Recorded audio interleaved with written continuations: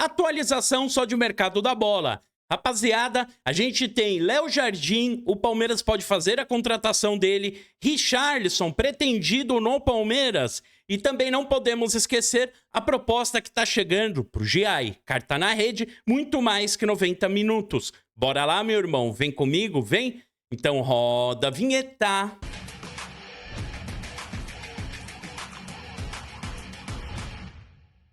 Dale, porcada, como vocês estão, rapaziada? Eu tô muito bem e é com muita palestrinidade que a gente vem para mais um vídeo. Rapaziada, muito obrigado pela sua presença. Se você puder, deixa o like, hype o vídeo pelo celular, também vai aparecer logo embaixo do like. E se puder, faça parte da nossa família. Assim você ajuda muito a fazer essa roda girar. Bora, vamos para as nossas notícias, para os nossos assuntos? Pessoal, queria começar aqui com Léo Jardim, o goleiro do Vasco, que está em um impasse gigantesco com o Gigante da Colina. O Léo, ele recusou uma nova proposta do Vasco, colocada essa semana também. Cara, incrível. O Vasco já colocou salário de 1 milhão. O Vasco já colocou aí, tentaram aumentar o tempo de contrato para 2, 3, 4 anos. E o Léo Jardim, junto com o seu staff, estão irredutíveis. Já 4 propostas recusadas. Na minha opinião, tá bem claro, o que o Léo Jardim procura hoje nem é tanta questão da grana, mas sim a questão do trabalho do futebol, o plano de carreira dele, o que ele vai conseguir num clube que luta por título. A diferença é essa. Isso daí o Vasco não consegue propor pro Léo Jardim. Quem consegue propor isso é que nem o Palmeiras e o Cruzeiro, que está interessado nele. O Palmeiras tem um Everton, pra mim, que é um baita goleiro. Léo Jardim é um bom goleiro também, é um ótimo goleiro, por sinal, só que ele é um cara que ele joga num clube que, cara, é ameaçado toda hora, sofre contra-ataque, chute de tudo que é jeito. Isso daí ajuda muito também ele a aparecer. Muito diferente do Palmeiras, que tem uma defesa, um sistema defensivo muito consolidado. Por isso que são diferentes quando a gente olha o Everton e o Léo Jardim. Já pro Cruzeiro, a gente vê o Cássio, que é um bom goleiro, tá com uma idade elevada e que falha muito. Então eu acho que, na boa, o Léo Jardim, ele teria o caminho perfeito hoje para ele, pensando aí num plano de carreira, com tudo isso, é o Cruzeiro. É o time que precisa de um goleiro e consegue propor um salário alto e também pensando num futuro aí, numa questão de carreira, um plano de carreira para ele. O Palmeiras, o Léo Jardim, ele tem aí o contrato onde, se ele jogar 50 partidas deste ano, ele renova automaticamente por mais um ano. Restam 2 jogos para ele atingir esses 50%. Só que agora a gente vai ter jogo do Brasileirão somente após o Mundial de Clubes.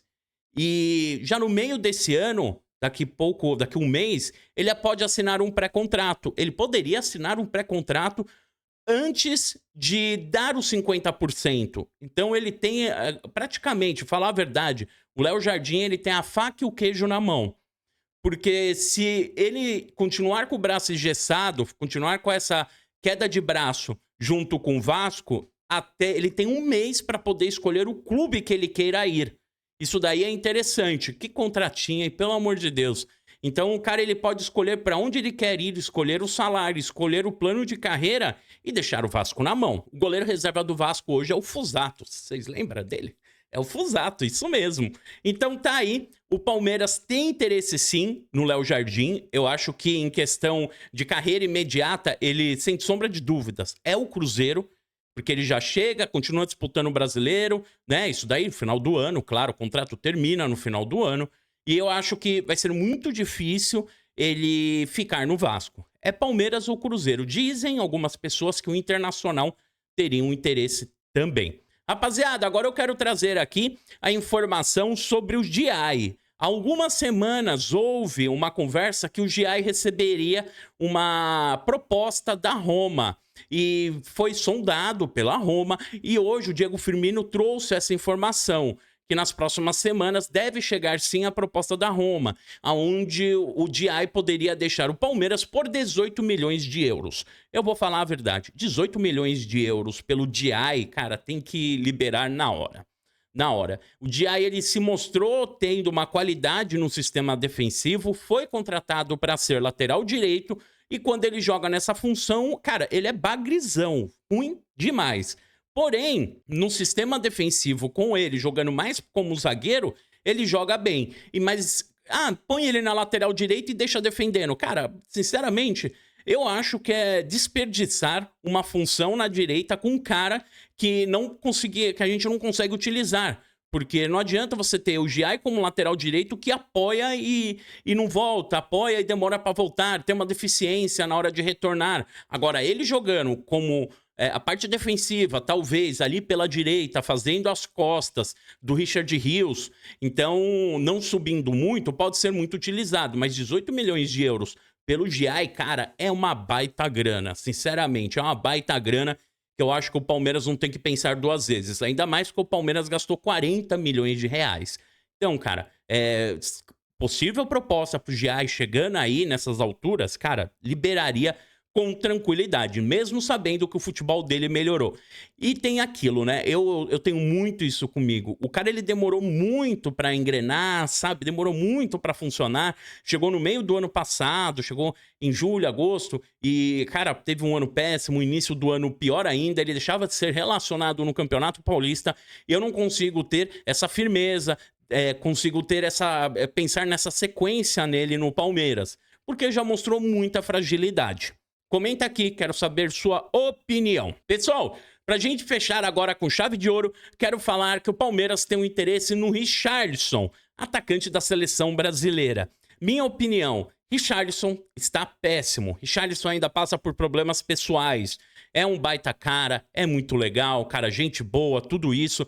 Mas, na boa, ele não dá pro Palmeiras comprar outro jogador em baixa, assim como fez com o Vitor Roque, e torcer para ele chegar aqui e funcionar. Porque, para mim, o Vitor Roque ainda não está funcionando. 18 partidas, 2, 3 gols, é pouco. Muitas vezes o Flaco pega a posição dele. Então, você ainda gastar uma grana e tentar trazer um Richarlison e torcer para que ele renda, tal, é um absurdo. O Palmeiras teria aí concorrências com Flamengo, Fluminense e Fenerbahçe. Fenerbahçe que é treinado pelo Mourinho. Sim, o Mourinho tem um interesse no Richarlison. Richarlison, tanto que no Tottenham ele é banco de reserva. Foi campeão agora, mas é banco de reserva. Sinceramente, é jogar um dinheiro aí que a gente não sabe. O que pode acontecer? É uma incógnita. Palmeiras não pode trazer um jogador e ter que esperar a boa vontade dele, o melhor momento para ele funcionar. O Palmeiras tem que trazer um jogador que chegue e desencante. O Palmeiras precisa de um jogador pronto. Não adianta a gente contratar jogadores, e eu vejo isso muito hoje pelo Vitor Roque, jogadores que tiveram lampejos lá atrás, a gente contratar e torcer para que dê certo. Porque chega aqui, o esquema é outro, a formação é outra, tudo é outra coisa. E o cara fica perdidaço. Já falei muitas vezes, Vitor Roque, ele parece uma criança chutando uma bexiga. Sabe, futebolzinho de criança no meio, ali no parquinho? É assim que ele parece chutando. Desesperado, perdido, correndo para um lado, para um outro, de um lado para o outro, e não resolve, sem objetividade.